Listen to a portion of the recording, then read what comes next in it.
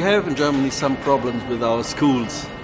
One problem is that pupils don't like science and technology. When we have the tests, it grows up and becomes better, like in Poland. But when you ask pupils about their pleasure with science and technology, in both countries they say, no, that's an ugly subject, we don't like that. In our society we need people good in science and in technology, and so what to do? First, we made the same way as here with Copernicus Science Center. We built experiments strong enough for thousands of visitors, and we hoped that that will change the situation. And in some ways it works. But I haven't been content with that. Only few of the people became afterwards engineer or such job. So what is the reason for that? And my answer is these people, our visitors, don't have the time to concentrate of one object and to look for the question, to raise the own questions and to answer them. That's a process that needs weeks and months, and we don't have the time in these 3 hours of visiting the science center.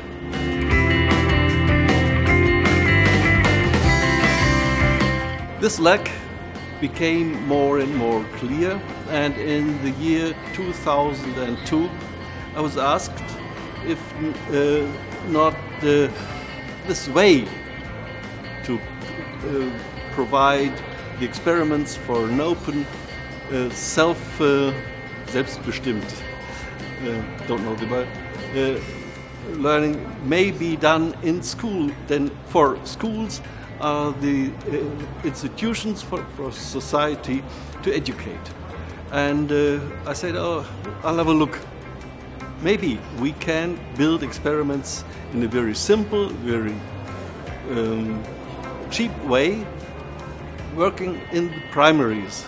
The idea was we invite parents to participate in the educational process of the school in building experiments for the floors in the school.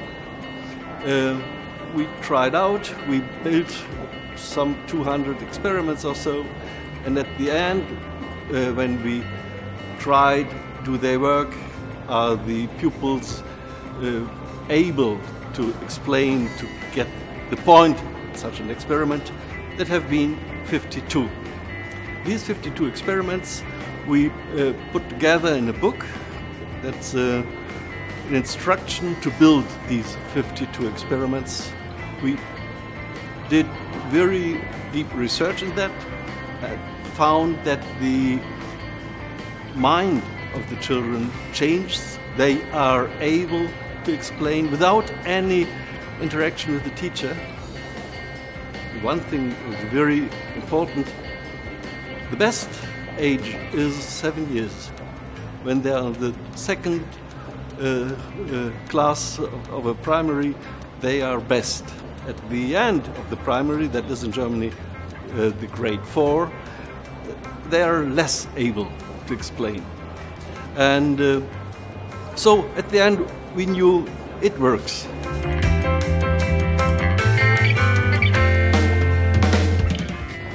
One student asked, what do the pupils when they get the material for experimentation? We divided the groups. We had one group with mini phenometer, that is, the pupils had the possibility to work with the experiments for months and years, and the other group, they didn't have the possibility. So he came to the school, to the 4th class, put the experimenting material there on the table, first in the class without mini phenometer. What do pupils? They look for their teacher. Teacher, where is the working sheet? So they are used to get a worksheet, so they are used to do that what others did think before, and they need the instruction. And I think that's a very, very bad sign for our school, for we educate consumers. On the other hand, you go to the 4th class that had mini-photometer, pupils behave in a very other way. They see, oh, there is experimental material that is fun when we rise up our own questions. And we know together it's much more easy than alone. So they go to the material without looking to anybody and start, what is that, for what is that, what can we do, what are the questions? And that I do like very much. We get open-minded pupils and then open-minded people in our society. We need that.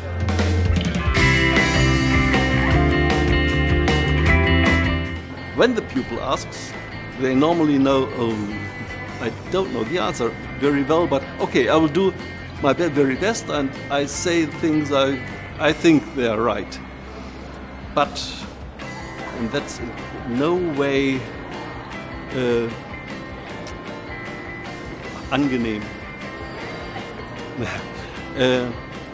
In reality, they didn't have all the experience and all knowledge they should have. They didn't study physics and chemistry and biology and so on. How should they answer all questions? It's impossible.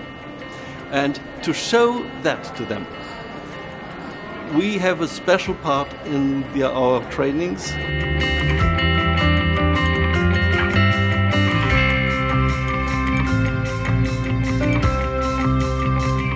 So that's a hard thing, but it is so important to know we don't have the explanation.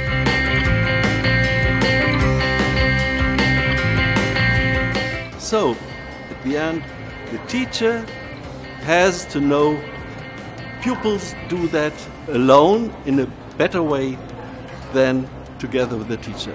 And to explain that is very easy. The teacher has a respect. Yeah, he has training. He is paid for that.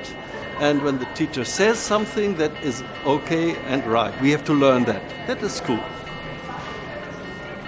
We stand there at such an experiment, and the teacher says it is for the vacuum.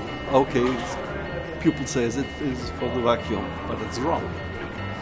When pupils standing there and the Klaus says that is for the vacuum, Otto says, maybe, but Klaus in reality is not so much better than me. Okay, let's say it's vacuum, but I will further think for that. Maybe it is another thing. So it's not a closed process, it's an open process.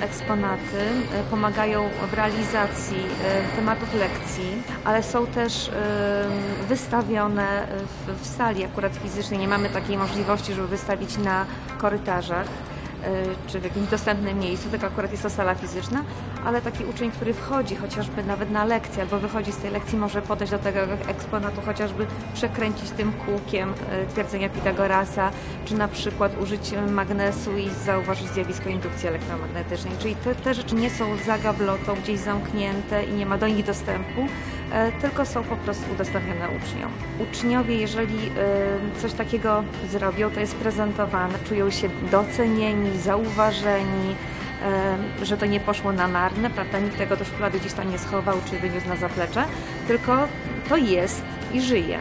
Żyje razem ze szkołą.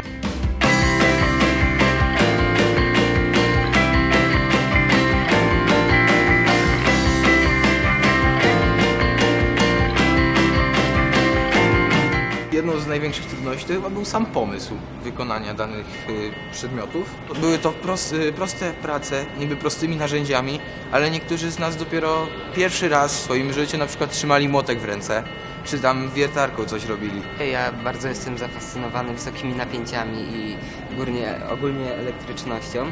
Teraz jestem w trakcie budowy dużego transformatora Tesli, którego jeszcze prace trwają, ale tak za niedługo też będzie już do użytku.